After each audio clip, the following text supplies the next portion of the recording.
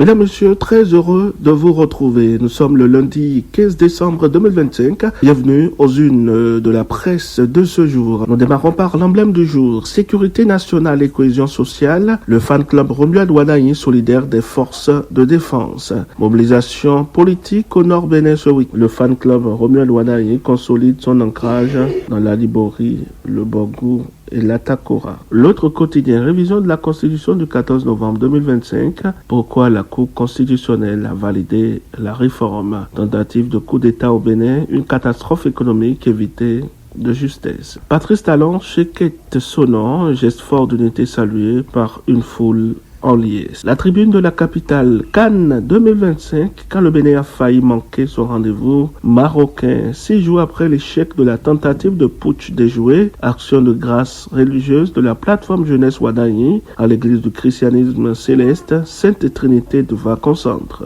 L'événement du jour, révision de la Constitution, la Cour constitutionnelle donne son OK. Lire l'intégralité de la décision dans les colonnes du quotidien paru ce jour. Tournée de la haute direction politique de l'UPR, Joseph Diogbenou galvanise les candidats de l'Atlantique et du littoral.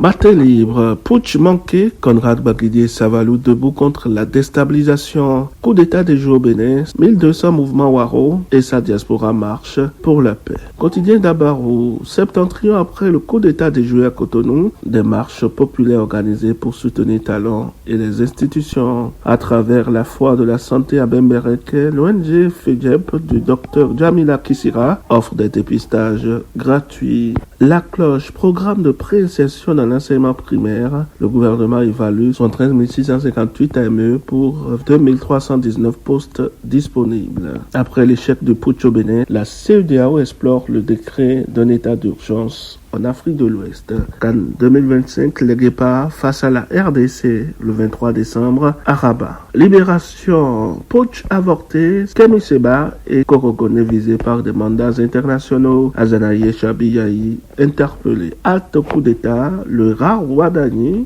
mène la marche citoyenne à Cotonou. Transport aérien, la CEDEAO allège les coûts dès 2026. Aux forêts et chasse, 221 agents recrutés en 2025.